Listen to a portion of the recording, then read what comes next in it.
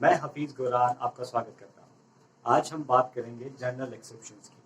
दुनिया में हर रूल के एक्सेप्शंस हैं, उसी तरह हमारे लॉ में भी रूल्स हैं और उनके एक्सेप्शंस दिए गए हैं। इंडियन पीनल कोड बात करता है क्राइम्स की डेफिनेशन की और उनके पनिशमेंट की। जब वो क्राइम को डिफाइन करता है तो उसका मकसद ये होता है कि अगर कोई व्यक्ति कोई पर्टिकुलर क्राइम करता है तो उस व्यक्ति को उस क्राइम के लिए ट्रायल किया जा सके और उसके बाद उसको पनिशमेंट मिल सके।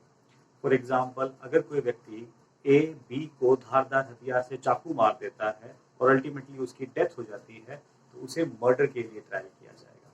सिमिलरली, ए बी के घर से बी की बिना कंसेंट के उसकी घड़ी उठा लेता है तो उसे थेफ्ट के लिए ट्रायल किया जाएगा।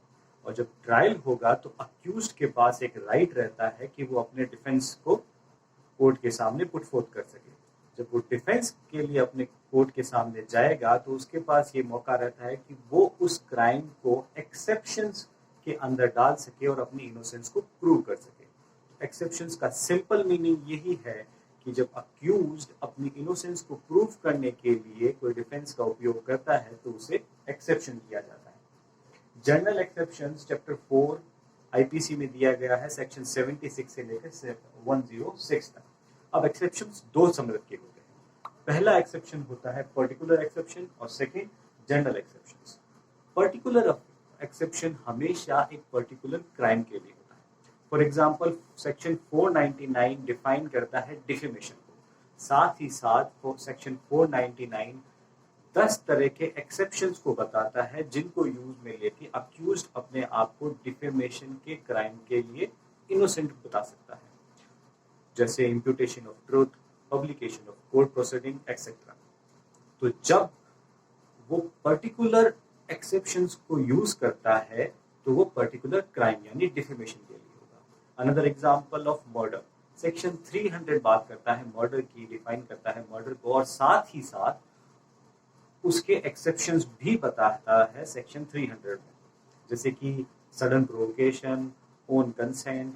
ये सब यूज करके आदमी अपने आप को बचा सकता है फ्रॉम द मर्डर ट्रायल। तो ये हो गए पर्टिकुलर एक्सेप्शंस जो कि एक पर्टिकुलर क्राइम के लिए होता है। वेयर जनरल एक्सेप्शंस होते हैं वो applies to all the crimes. हर किसी क्राइम में अगर वो जनरल एक्सेप्शंस को अप्लाई किया जाएगा तो अक्यूज्ड अपनी इनोसेंस को प्रूव कर सकता है। फॉर एग्जाम्पल, ए ने बी का मर्डर कर दिया और बाद में पता चलता है ए 6 साल का है। अब जनरल एक्सेप्शंस कहते हैं कि अगर कोई व्यक्ति 7 साल से नीचे का है तो उसे ऑफेंस नहीं माना जाएगा। यहाँ उसने जनरल एक्सेप्शंस का यूज करके अपनी इनोसेंस को प्रूव कर दिया। पता चलता है ए ने बी के घर से घड़ी चुरा ली, बाद में पता चलता है ए अनसाउंड माइंड का है। अनसाउंडनेस ऑफ माइंड भी एक जनरल एक्सेप्शंस का पार्ट है। अब बात आती है कि जनरल एक्सेप्शंस को अथॉरिटी कहां से मिलती है to apply to all the crimes. Authority मिलती है section 6 of the Indian penal code से। सेक्शन 6 कहता है कि कोई भी डेफिनेशन ऑफेंस की है जो या कोई भी इलस्ट्रेशन ऑफेंस का है जो कि दिया गया है इंडियन पीनल कोड में, उसको subject to chapter 4 general exceptions के पढ़ा जाएगा। इसका मतलब ये हुआ, अगर कोई क्राइम है, अगर कोई ऑफेंस है, उसको अगर वो fall with in any of the exceptions of chapter 4 में आ रहा है तो उसे ऑफेंस नहीं माना जाएगा। ये सेक्शन 6 कहता है। क्रिमिनल जस्टिस सिस्टम में फेयर ट्रायल अक्यूज्ड के लिए बहुत इंपॉर्टेंट है। फेयर ट्रायल में अक्यूज्ड के पास ये राइट रहता है कि वो अपनी इनोसेंस प्रूव करने के लिए सारे तरह के डिफेंस कोर्ट के सामने पेश करे। अपने डिफेंस को प्रूव करने के लिए काफी बार अक्यूज जनरल एक्सेप्शंस का यूज लेता है। इसलिए general exceptions criminal justice system में बहुत इंपॉर्टेंस रखता है। आइए बात करते हैं चैप्टर 4 जनरल एक्सेप्शंस की। पहला सेक्शन है 76 और 79 दोनों एक तरीके के हैं और वो बात करते हैं मिस्टेक ऑफ फैक्ट की। तो आइए पहले बात करते हैं मिस्टेक की। मिस्टेक क्या होती है? मिस्टेक एक ऐसी मेंटल कंडीशन होती है जो कि पैदा होती है इग्नोरेंस से, मिसअंडरस्टैंडिंग से और miss apprehension of truth. For example, आम जिंदगी में हम बात करें तो शक्कर की जगह नमक का उपयोग कर लेना या फिर दूध की जगह छाछ को यूज में ले लेना। आदमी की मेंटल कंडीशन ये थी कि उसे लगा शक्कर है पर उसने सॉल्ट की तरह यूज में ले लिया। फॉर एग्जाम्पल, किसी स्विमिंग पूल में मैं कूद जाऊं और लगता है कि वो ज्यादा गहरा नहीं है, पर एक्चुअल में वो बहुत गहरा होता है। तो ये सब एक मेंटल कंडीशंस है जो हमें इग्नोरेंट बना देती है एक्चुअल एग्जिस्टेंस ऑफ फैक्ट्स के लिए। अब मिस्टेक कितने टाइप की होती है? मिस्टेक दो टाइप की होती है, मिस्टेक ऑफ फैक्ट और mistake of law. Indian penal code कहता है कि केवल मिस्टेक ऑफ फैक्ट ही एक्सक्यूज्ड है, मिस्टेक ऑफ लॉ का कोई एक्सक्यूज नहीं लिया जा सकता अक्यूज के द्वारा। मिस्टेक ऑफ फैक्ट ये है जिसमें person believes the existence of a material thing but in actually it does not exist. आदमी सोचता है कि वो मटेरियल थिंग एग्जिस्टेंस में है पर एक्चुअली वो होती नहीं है। Whereas mistake of law में the person is having full knowledge of the facts, पर उसके लीगल इफेक्ट के बारे में उसे नहीं पता होता। इसको समझने के लिए there are two little maxims. Ignorantia facti excused. इसका मतलब होता है ignorance of fact can be excused. अगर आपके पास कोई mistake of fact है, आप ignorance है facts के लिए, तो उसको law में excuse किया जा सकता है। इसको समझने के लिए एक important case law है क्वीन वर्सेस टॉलस्टॉय। इसमें एक वाइफ के ऊपर ये आरोप लगाया जाता है कि उसने बाइगैमी की है, मतलब उसने अपने फर्स्ट हस्बैंड के जिंदा रहते हुए दूसरी शादी कर ली है without taking the divorce from the first husband. पर इस केस में वाइफ ये प्ली लेती है कि उसे ये मिस्टेक ऑफ फैक्ट था कि उसका फर्स्ट हस्बैंड जिंदा है। उसने कई सालों तक सारे एफर्ट किए अपने फर्स्ट हस्बैंड के बारे में पता लगाने के लिए, पर उसे कुछ पता। इससे ये कंक्लूजन लगाया गया कि वो हस्बैंड मर चुका है। साथ ही साथ ये फैक्ट उसने अपने सेकंड हस्बैंड को भी बताया कि उस पहले एक हस्बैंड था जो कि अब मर चुका है। सेकेंडली जो उसकी सेकंड मैरिज हुई थी वो एक ओपन सेरेमनी थी, किसी से कुछ छुपाया नहीं गया था। तो यहाँ पर कोर्ट ने कहा कि वाइफ को ये मिस्टेक ऑफ फैक्ट था कि उसके पहले हस्बैंड मर चुके हैं, इसलिए ये एक ऑफेंस ऑफ बाइगेमी नहीं होगा। सेकेंड लैटिन मैक्सिम की बात करते हैं, इग्नोरेंशिया जुरिस नॉन एक्सक्यूसेड। जुरिस का मतलब होता है लॉ। इस मैक्सिम का मतलब है ignorance of law excuses no one. आपको मिस्टेक ऑफ लॉ के लिए कोई एक्सक्यूज नहीं दिया गया है। आप मिस्टेक ऑफ लॉ का प्ली अपने डिफेंस में नहीं ले सकते हैं। फॉर एग्जाम्पल, एक गांव का लड़का आता है, वहां वो मोटरसाइकिल चलाता है विदाउट वेयरिंग ए हेलमेट। वो शहर जोधपुर आता है तो वहां उसे पता नहीं होता कि ये कानून है या नहीं कि यहाँ पर हेलमेट पहनना है। पुलिस वाला उसको पकड़ लेता है, वो कहता है कि तो मिस्टेक ऑफ लॉ है, मेरे गांव में तो ये रूल था ही नहीं, पर तो यहाँ है। यहाँ पे ये प्ली नहीं लिया जा सकता। Wearing a helmet is a law in Jodhpur, तो मिस्टेक ऑफ लॉ को यूज में नहीं लिया जाता। In furtherance to this example, कई देशों में ड्रग्स खरीदना, कंज्यूम करना, बेचना एक क्राइम नहीं है। वेयर इन इंडिया ड्रग्स को लेना देना ये एक क्राइम हो। तो एक व्यक्ति एम्स्टर्डम से इंडिया आता है और वो ड्रग्स को कंज्यूम करने लगता है, अपने पास रखने लगता है, तो वो एक क्राइम माना जाएगा। ये प्ली नहीं लिया जा सकता कि चूंकि एम्स्टर्डम ये क्राइम नहीं है तो यहाँ पे ये मिस्टेक ऑफ लॉ हो चुका है। इसलिए पीनल कोड में, इंडियन पीनल कोड में सिर्फ और सिर्फ मिस्टेक ऑफ फैक्ट को एक्सक्यूज माना गया है, मिस्टेक ऑफ लॉ को एक्सक्यूज नहीं माना गया है। आइए बात करते हैं सेक्शन 76 और 79 की। आइए अब बात करते हैं सेक्शन 76 और 79 की। सेक्शन 76 और 79 पूरी तरह आइडेंटिकल है, बस दो वर्ड्स का डिफरेंस है। चलिए पहले पढ़ते हैं सेक्शन 76। 76 कहता है कि nothing is an offence which is done by a person. वो कोई भी एक ऑफेंस नहीं माना जाएगा जो किसी व्यक्ति द्वारा किया जाता है। कब सिचुएशन में? Who is bound by law, और second, due to mistake of fact in good faith believes himself to be bound by law. पहला है वो काफी सिंपल है, जो आदमी है वो खुद को लॉ से बाउंड समझता है और कोई एक्ट करता है।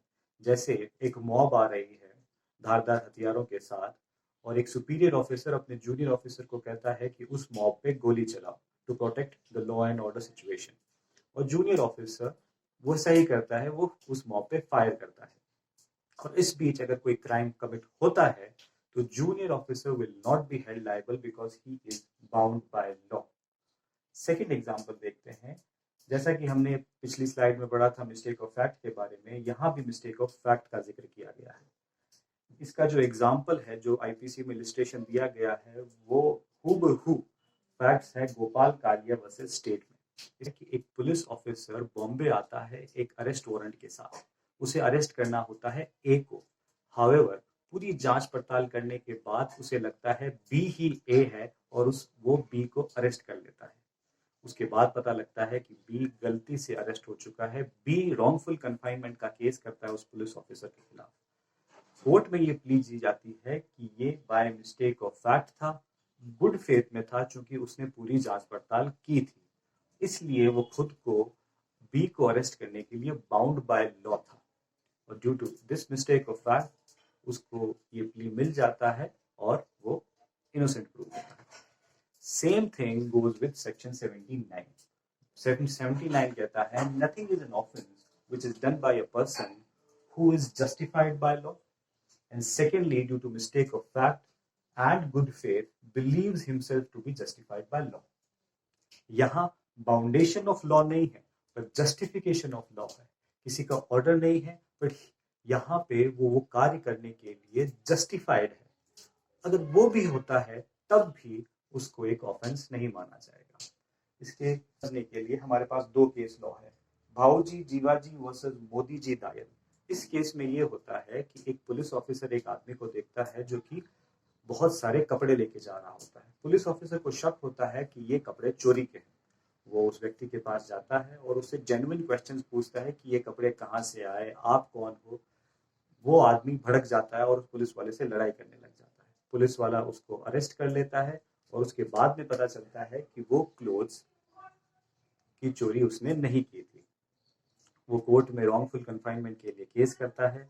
यहाँ पर कोर्ट कहती है कि पुलिस ऑफिसर ने ये काम गुड फेथ में किया था, मिस्टेक ऑफ फैक्ट जरूर था बट गुड फेथ में था। ये कहाँ से प्रूव होता है, वो उसको जेन्युइन क्वेश्चंस पूछता है, जांच पड़ताल लगाता है। सिमिलरली एक दूसरा केस लॉ है शेव सुरेन सहाय वर्सेस मोहम्मद फजिल खान। इस केस में ये होता है कि जो पुलिस ऑफिसर है वो देखता है एक के घर में एक घोड़ा खड़ा हुआ है। उसे लगता है कि जो मेरे फादर ने 3 दिन पहले घोड़ा खो चुका है वही एक घोड़ा है। वो एक को पूछता है कि ये घोड़ा आपके पास कहाँ से आया। वो ये जवाब देता है कि बी से मैंने ये घोड़ा खरीदा है हाल ही में।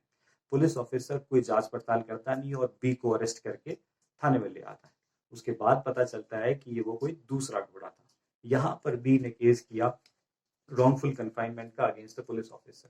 कोर्ट कहता है कि बिना कोई जांच पड़ताल किए आपने उसे अरेस्ट किया है। यहाँ पर मिस्टेक ऑफ फैक्ट जरूर है बट वो गुड फेथ में नहीं है। गुड फेथ को जानने के लिए, जो कि इन दोनों सेक्शंस में इंपॉर्टेंट है, हमें section 52 of the Indian penal code पढ़ना पड़ेगा।